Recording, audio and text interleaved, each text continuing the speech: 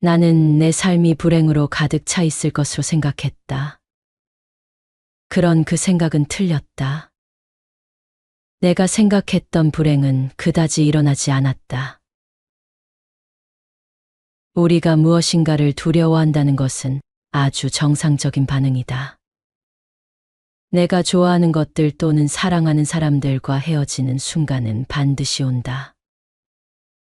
아무리 애를 써도 내가 싫어하는 것들 그리고 원수 같은 사람들과 만나게 된다. 부처님은 자신의 뜻대로 되지 않는 모든 것이 괴로움이라고 하셨다. 보기 좋은 것, 보고 싶은 것만 보고 싶고, 아름다운 소리, 나에게 도움이 되는 소리만 듣고 싶고, 좋은 냄새, 고운 향기만 맡고 싶고, 맛있는 음식, 값비싼 음식만 먹고 싶다. 내가 원하거나 갖고자 하는 것이 많은데 이것들이 내 욕심만큼 다 채워지겠는가? 그러하니 내 삶이 불행하다고 느끼는 것은 당연하다. 불행해질까봐 두려운 것도 당연하다. 그러나 실제로 내가 두려워한 만큼 불행하지 않다. 우리의 불행은 결핍에 있기보다 부족하다고 느끼는 결핍감에서 온다는 말이 있다. 그냥 조금 부족하고 모자란 상태일 뿐인데 완벽하지 않음을 탓하고 있는 것이다. 마음이 즐거울 땐 한없이 즐겁다가도 그 즐거움이 닿으면 세상이 끝난 것처럼 무너져 내려 고통스럽다고 하는 것이다. 스스로 의식하지 못하는 가운데 불행에 중독이 되어가는 사람들이 너무 많다. 한 연구에서 쥐를 두 그룹으로 나눠 한 그룹은 무리에서 잘 자라도록 하고 한 그룹은 얼마간 소외돼 자라도록 했다. 소외된 쥐의 뇌를 관찰한 결과 이들의 쾌감, 보상, 학습과 관련된 신경전달 물질인 도파민 뉴런이 뇌의 여러 활동들에 훨씬 빨리 반응한다는 점을 발견했다. 소외된 쥐의 뇌는 조금이라도 쾌감을 줄 것 같은 단서에 훨씬 예민하게 반응한다는 해석을 내놓았다. 즉, 척박한 환경에 놓인 쥐는 환경이 부족한 만큼 조금이라도 즐거움을 줄 것 같은 무엇을 항상 갈구하는 상태가 되며 이에 훨씬 강하게 매달리게 된다는 것이다. 부정적인 즐거움에 빠져버리는 것이다. 결핍증후군이라는 말을 들어보았는가? 현재 자신에게 없는 것에 연연하며 현실을 불만스럽게만 보는 것을 말한다. 설령 자신이 현재 원하는 행복의 조건을 갖춘다고 해도 대개 행복한 감정은 잠깐뿐이다. 애써 불행한 곳만을 계속 기웃거리는 꼴이다. 자신의 단점을 감추고 방어하느라 모든 에너지를 써버린다. 그러다 보니 정작 자신의 욕구나 동기에 관심을 둘 여력이 없다.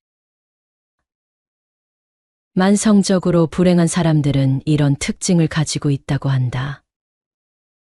삶이 너무 좋아질 때 비참할 이유들을 찾는다. 그들의 선택들에 대한 개인적 책임감을 가지기보다 희생자 역할을 하고 다른 사람을 비난하는 것을 더 선호한다. 누가 가장 힘든가를 보기 위해서 친구들과 동료들과 경쟁한다. 일들이 의도대로 되지 않을 때 회복하려고 분투한다. 중독적이거나 강박적인 행동을 함으로써 주의를 분산시키거나 탈출하거나 대처한다. 그들의 기본적 욕구들을 돌보는 것을 멈춘다. 그들의 정서에 사로잡히거나 변화의 무력함을 느낀다. 삶이 잘 되고 있을 때조차도 불만족을 느낀다. 극적이고 성취감이 없는 관계들을 갖는다. 듣기만 해도 참으로 어리석은 사람들이라 생각되지 않는가? 프랑스의 한 작가가 말했다. 근본적으로 행복과 불행은 그 크기가 정해져 있는 것은 아니다. 다만 그것을 받아들이는 사람의 마음에 따라서 작은 것도 커지고 큰 것도 작아질 수 있는 것이다. 가장 현명한 사람은 큰 불행도 작게 처리해버린다. 어리석은 사람은 조그마한 불행을 현미경으로 확대해서 스스로 큰 고민 속에 빠진다. 자기 스스로 행복하다고 생각하는 사람은 행복하다. 마찬가지로 자기 스스로 불행하다고 생각하는 사람은 불행하다. 나만 힘들고 나만 불행하다고 생각하면 우리는 그만큼 작아지고 마음은 추운 겨울벌판 같을 것이다. 우리가 장미를 볼 때 그 아름다움 사이의 가시를 보고 두려워할 수도 있지만 투박한 가시 사이에서도 아름다운 꽃이 피는 것에 감탄할 수도 있다. 모든 것은 동전의 양면처럼 함께 존재한다. 기쁨과 슬픔은 같은 공간에 머물고 세상의 모든 것은 보는 관점에 따라 달라지는 것이다. 긍정의 안경을 쓰면 세상은 화사한 봄날처럼 보이지만 부정의 안경을 쓰면 세상은 흐릿하고 오염된 도시처럼 보일 것이다. 좋았던 일은 추억이고 나빴던 일은 경험이다. 이렇게 생각하면 불행의 극복은 의외로 쉬울지도 모른다. 비바람이 몰아쳐 흙탕물을 뒤집어 썼다고 꽃이 아닐 수 없다. 어차피 다시 비가 오면 흙탕물은 씻겨 내려갈 테니까. 억울할 거 없다. 우리는 늘 없는 것, 부족한 것에 대해서 더 많이 생각하며 살고 있기 때문에 불행하게 느낄 뿐이다. 달마대사의 말씀이다. 마음, 이 마음이여 정말 알 수 없구나. 너그러울 때에는 온 세상을 다 받아들이다가도 한번 옹졸해지면 바늘 하나 꽂을 자리 없으니. 내가 원하는 게 있는 한 고락에서 벗어날 수가 없다. 많은 사람들이 고락 중에 고는 싫고 락만 있기를 바란다. 고락이 있는 인생에서 고는 안 일어나고 락만 있다는 것은 현실적으로 불가능한 일이다. 다만 어떤 때는 고가 좀 더 많고 어떤 때는 락이 좀 많고 그럴 뿐이다. 마음에서 더 세게 느끼는 것에 우리가 집중하고 있을 뿐이다. 만약 여전히 나는 불행하다고 느낀다면 초기 경전에서 설하는 행복의 의미를 다시 새겨보자. 경전에서 말하는 4가지 행복은 소유의 행복, 향유의 행복, 빚 없는 행복, 허물 없는 행복이다. 소유의 행복이란 스스로 근면하게 노력하여 얻은 재물을 소유할 때 느끼는 행복을 말한다. 향유의 행복은 정당하게 얻은 재물을 향유하며 공덕을 베풀 때 느끼는 행복이며 기쁨을 말한다. 빚 없는 행복은 많건 적건 어떠한 빚도 지지 않을 때 느끼는 행복이다. 허물이 없는 행복은 신체적, 언어적, 정신적으로 어떠한 허물도 없을 때 느끼는 행복을 말한다. 즉 행복감과 기쁨을 느낄 수 있는 조건은 재물을 소유하고 이를 향유하고 빚이 없고 허물을 짓지 않을 때라는 의미이다. 주타니파타에서는 최상의 축복이 무엇인가에 대해 설하는 내용이 있다. 최상의 축복은 볼 수 있고 들을 수 있고 인식할 수 있는 것이다. 보는 것은 상서로운 것이라고 인정되는 형상을 보는 것이다. 듣는 것은 상서로운 소리라고 인정된 것을 듣는 것이다. 인식된 것은 좋은 향기를 맡고 맛있는 음식을 먹고 부드러운 감촉을 느끼는 것과 같이 향기, 맛, 감촉 등을 접하는 것이다. 여기서 말하는 상서로운 것이란 복되고 길한 일이 일어날 조짐이 있는 것을 말한다. 실로 행복과 축복이란 어찌 보면 우리가 가지고 있는 것, 그리고 우리 주변에 항상 있는 것이 아닐까 싶다. 진실한 지혜란 곧 생사고해를 건너가는 튼튼한 배이다. 또한 이는 무지를 밝히는 등불이며 번뇌의 나무를 베는 날카로운 도끼다. 그래서 마땅히 듣고 생각하고 닦음에 의해 스스로 정진하여야 한다. 누구든지 지혜의 문이 열리면 저 불멸의 곳을 보게 된다. 불유교경에 나오는 말이다. 우리가 상대적 박탈감이 큰 환경에서 살고 있는 것은 사실이다. 늘 남을 의식하며 경쟁하도록 만든다. 그러나 우리를 위협하고 있는 수많은 위기와 원인들을 우리가 모두 통제할 수는 없다. 우리가 할 수 있는 일과 할 수 없는 일을 구분할 줄 알아야 한다. 평정심을 가질 수 있어야 한다. 즐거울 때나 괴로울 때, 성공했을 때나 실패했을 때, 기쁘거나 슬플 때처럼 서로 반대되는 상황에서도 내 마음의 균형을 유지할 줄 알아야 한다. 지나친 욕망을 내려놓기만 하면 된다. 나의 견해를 고집하는 것을 조금만 내려놓으면 된다. 욕심이나 화가 진실을 보지 못하게 하는 것이며, 그로 인해 괴로움이 발생하는 것이다. 항상 현재의 나, 그리고 사실에 기초하면 마음의 부정적인 작용은 저절로 사라지게 될 것이다. 뭔가 더 큰 것을 얻겠다는 욕심을 내려놓지 않으면 똑같은 일이 늘상 반복될 뿐이다. 자기 견해, 욕망을 조금만 내려놓으면 그다지 괴롭지 않게 살게 된다. 행복도 괴로움임을 알고 느껴지는 모든 것이 괴로움임을 알고 삶 자체가 괴로움임을 알면 조금 더 만족한 삶을 살 수 있을 것이다. 삶이 뜻대로 굴러가지 않을 때는 어쩌다 힘든 날일 뿐이라 생각해보라. 나를 파괴해버릴지도 모르는 질투심을 버려라. 내가 이룬 것, 내가 가진 것에 감사할 줄 알면 나에게도 언젠가는 운이 찾아올 것이고 기회가 주어질 것이다. 즐겁게 인생을 살겠다고 목표를 세우면 괴로움은 반드시 따라온다.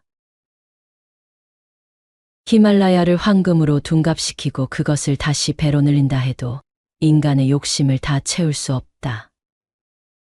인간이 행복해지고 싶거든 물질적 소유를 누리려고 하지 말고 욕망을 줄여야 한다. 법구경에 나오는 말이다. 욕심을 내려놓겠다고 해서 한 번에 내려놓아지지 않는다. 남과 비교하지 않겠다고 해서 단번에 되지 않는다. 이 마음작용도 습관을 들여야 한다.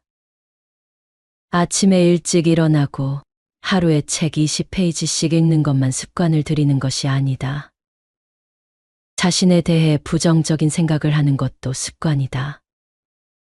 행복은 지극히 주관적인 것이기 때문에 내가 마음먹기만 하면 얼마든지 긍정적인 마음을 만들어갈 수 있다.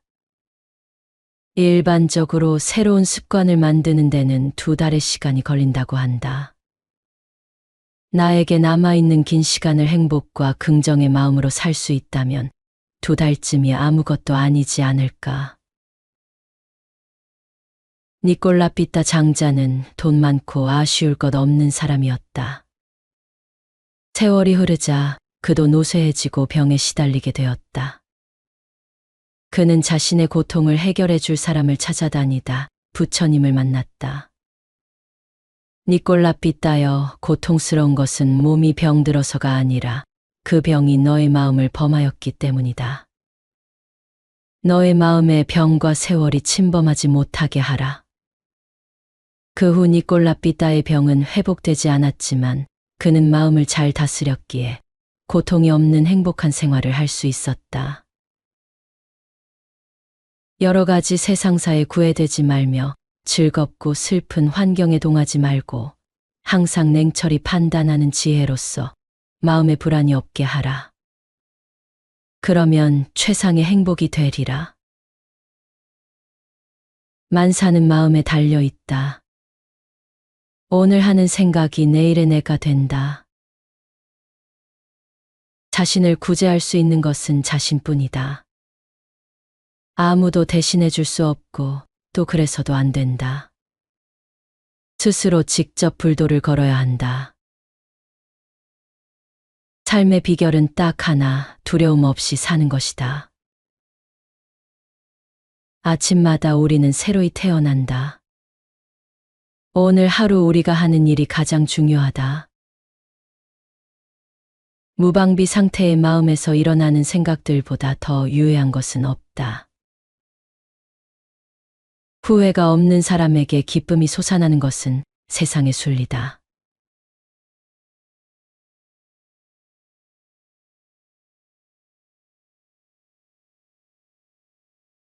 나는 내 삶이 불행으로 가득 차 있을 것으로 생각했다. 그런 그 생각은 틀렸다. 내가 생각했던 불행은 그다지 일어나지 않았다. 우리가 무엇인가를 두려워한다는 것은 아주 정상적인 반응이다. 내가 좋아하는 것들 또는 사랑하는 사람들과 헤어지는 순간은 반드시 온다. 아무리 애를 써도 내가 싫어하는 것들 그리고 원수 같은 사람들과 만나게 된다. 부처님은 자신의 뜻대로 되지 않는 모든 것이 괴로움이라고 하셨다. 보기 좋은 것, 보고 싶은 것만 보고 싶고, 아름다운 소리, 나에게 도움이 되는 소리만 듣고 싶고, 좋은 냄새, 고운 향기만 맡고 싶고, 맛있는 음식, 값비싼 음식만 먹고 싶다. 내가 원하거나 갖고자 하는 것이 많은데 이것들이 내 욕심만큼 다 채워지겠는가? 그러하니 내 삶이 불행하다고 느끼는 것은 당연하다. 불행해질까봐 두려운 것도 당연하다. 그러나 실제로 내가 두려워한 만큼 불행하지 않다. 우리의 불행은 결핍에 있기보다 부족하다고 느끼는 결핍감에서 온다는 말이 있다. 그냥 조금 부족하고 모자란 상태일 뿐인데 완벽하지 않음을 탓하고 있는 것이다. 마음이 즐거울 땐 한없이 즐겁다가도 그 즐거움이 닿으면 세상이 끝난 것처럼 무너져 내려 고통스럽다고 하는 것이다. 스스로 의식하지 못하는 가운데 불행에 중독이 되어가는 사람들이 너무 많다. 한 연구에서 쥐를 두 그룹으로 나눠 한 그룹은 무리에서 잘 자라도록 하고 한 그룹은 얼마간 소외돼 자라도록 했다. 소외된 쥐의 뇌를 관찰한 결과 이들의 쾌감, 보상, 학습과 관련된 신경전달 물질인 도파민 뉴런이 뇌의 여러 활동들에 훨씬 빨리 반응한다는 점을 발견했다. 소외된 쥐의 뇌는 조금이라도 쾌감을 줄 것 같은 단서에 훨씬 예민하게 반응한다는 해석을 내놓았다. 즉, 척박한 환경에 놓인 쥐는 환경이 부족한 만큼 조금이라도 즐거움을 줄 것 같은 무엇을 항상 갈구하는 상태가 되며 이에 훨씬 강하게 매달리게 된다는 것이다. 부정적인 즐거움에 빠져버리는 것이다. 결핍증후군이라는 말을 들어보았는가? 현재 자신에게 없는 것에 연연하며 현실을 불만스럽게만 보는 것을 말한다. 설령 자신이 현재 원하는 행복의 조건을 갖춘다고 해도 대개 행복한 감정은 잠깐뿐이다. 애써 불행한 곳만을 계속 기웃거리는 꼴이다. 자신의 단점을 감추고 방어하느라 모든 에너지를 써버린다. 그러다 보니 정작 자신의 욕구나 동기에 관심을 둘 여력이 없다. 만성적으로 불행한 사람들은 이런 특징을 가지고 있다고 한다. 삶이 너무 좋아질 때 비참할 이유들을 찾는다. 그들의 선택들에 대한 개인적 책임감을 가지기보다 희생자 역할을 하고 다른 사람을 비난하는 것을 더 선호한다. 누가 가장 힘든가를 보기 위해서 친구들과 동료들과 경쟁한다. 일들이 의도대로 되지 않을 때 회복하려고 분투한다. 중독적이거나 강박적인 행동을 함으로써 주의를 분산시키거나 탈출하거나 대처한다. 그들의 기본적 욕구들을 돌보는 것을 멈춘다. 그들의 정서에 사로잡히거나 변화의 무력함을 느낀다. 삶이 잘 되고 있을 때조차도 불만족을 느낀다. 극적이고 성취감이 없는 관계들을 갖는다. 듣기만 해도 참으로 어리석은 사람들이라 생각되지 않는가? 프랑스의 한 작가가 말했다. 근본적으로 행복과 불행은 그 크기가 정해져 있는 것은 아니다. 다만 그것을 받아들이는 사람의 마음에 따라서 작은 것도 커지고 큰 것도 작아질 수 있는 것이다. 가장 현명한 사람은 큰 불행도 작게 처리해버린다. 어리석은 사람은 조그마한 불행을 현미경으로 확대해서 스스로 큰 고민 속에 빠진다.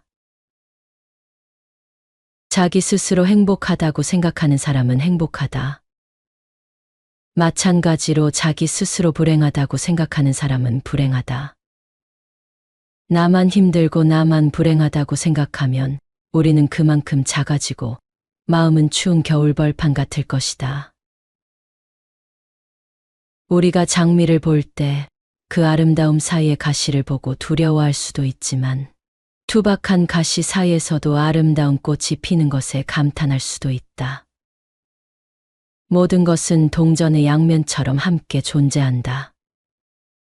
기쁨과 슬픔은 같은 공간에 머물고 세상의 모든 것은 보는 관점에 따라 달라지는 것이다.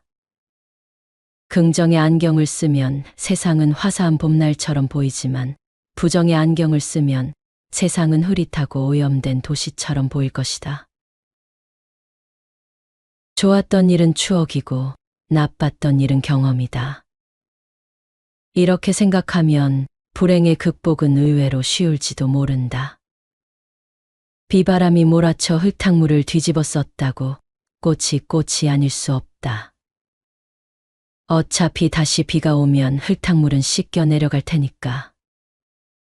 억울할 거 없다.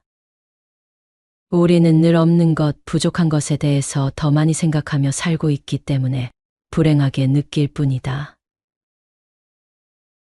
달마대사의 말씀이다. 마음, 이 마음이여 정말 알 수 없구나.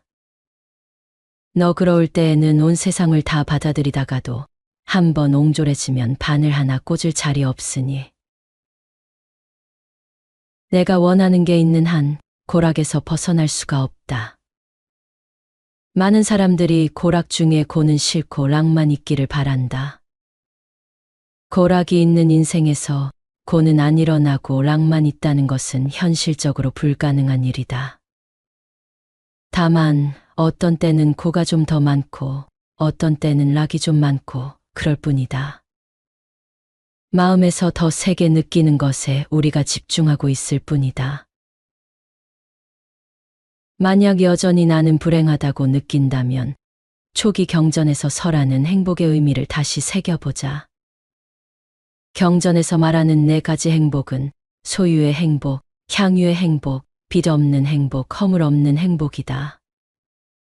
소유의 행복이란 스스로 근면하게 노력하여 얻은 재물을 소유할 때 느끼는 행복을 말한다. 향유의 행복은 정당하게 얻은 재물을 향유하며 공덕을 베풀 때 느끼는 행복이며 기쁨을 말한다. 빚 없는 행복은 많건 적건 어떠한 빚도 지지 않을 때 느끼는 행복이다. 허물이 없는 행복은 신체적, 언어적, 정신적으로 어떠한 허물도 없을 때 느끼는 행복을 말한다. 즉, 행복감과 기쁨을 느낄 수 있는 조건은 재물을 소유하고 이를 향유하고 빚이 없고 허물을 짓지 않을 때라는 의미이다. 주타니파타에서는 최상의 축복이 무엇인가에 대해서라는 내용이 있다. 최상의 축복은 볼 수 있고 들을 수 있고 인식할 수 있는 것이다. 보는 것은 상서로운 것이라고 인정되는 형상을 보는 것이다. 듣는 것은 상서로운 소리라고 인정된 것을 듣는 것이다. 인식된 것은 좋은 향기를 맡고 맛있는 음식을 먹고 부드러운 감촉을 느끼는 것과 같이 향기, 맛, 감촉 등을 접하는 것이다. 여기서 말하는 상서로운 것이란 복되고 길한 일이 일어날 조짐이 있는 것을 말한다. 실로 행복과 축복이란 어찌 보면 우리가 가지고 있는 것, 그리고 우리 주변에 항상 있는 것이 아닐까 싶다. 진실한 지혜란 곧 생사고해를 건너가는 튼튼한 배이다. 또한 이는 무지를 밝히는 등불이며 번뇌의 나무를 베는 날카로운 도끼다. 그래서 마땅히 듣고 생각하고 닦음에 의해 스스로 정진하여야 한다. 누구든지 지혜의 문이 열리면 저 불멸의 곳을 보게 된다. 불유교경에 나오는 말이다. 우리가 상대적 박탈감이 큰 환경에서 살고 있는 것은 사실이다. 늘 남을 의식하며 경쟁하도록 만든다. 그러나 우리를 위협하고 있는 수많은 위기와 원인들을 우리가 모두 통제할 수는 없다. 우리가 할 수 있는 일과 할 수 없는 일을 구분할 줄 알아야 한다. 평정심을 가질 수 있어야 한다. 즐거울 때나 괴로울 때, 성공했을 때나 실패했을 때, 기쁘거나 슬플 때처럼 서로 반대되는 상황에서도 내 마음의 균형을 유지할 줄 알아야 한다. 지나친 욕망을 내려놓기만 하면 된다. 나의 견해를 고집하는 것을 조금만 내려놓으면 된다. 욕심이나 화가 진실을 보지 못하게 하는 것이며 그로 인해 괴로움이 발생하는 것이다. 항상 현재의 나, 그리고 사실에 기초하면 마음의 부정적인 작용은 저절로 사라지게 될 것이다. 뭔가 더 큰 것을 얻겠다는 욕심을 내려놓지 않으면 똑같은 일이 늘상 반복될 뿐이다. 자기 견해, 욕망을 조금만 내려놓으면 그다지 괴롭지 않게 살게 된다.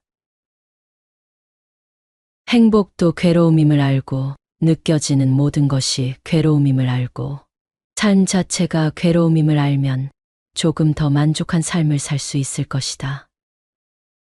삶이 뜻대로 굴러가지 않을 때는 어쩌다 힘든 날일 뿐이라 생각해보라.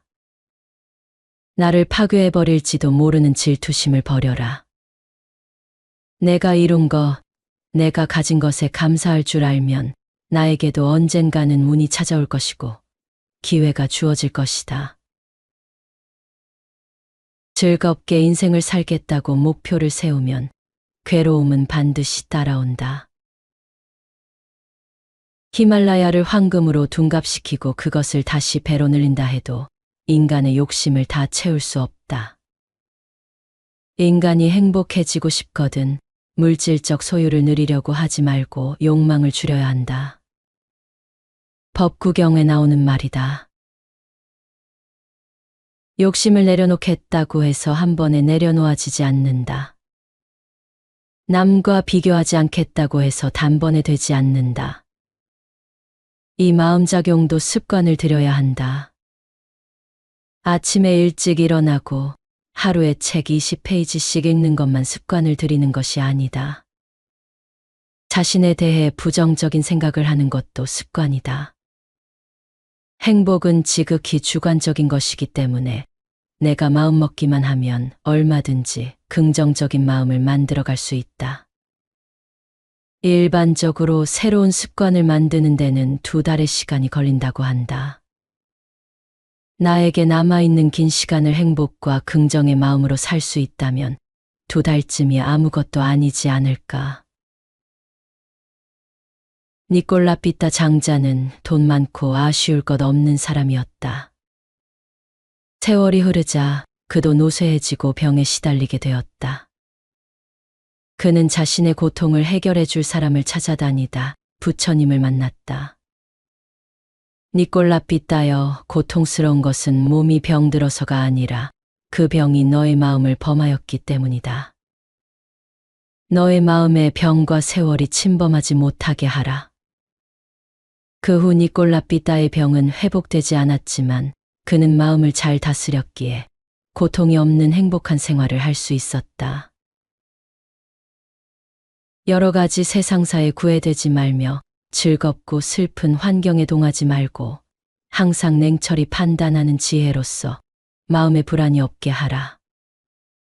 그러면 최상의 행복이 되리라. 만사는 마음에 달려 있다. 오늘 하는 생각이 내일의 내가 된다.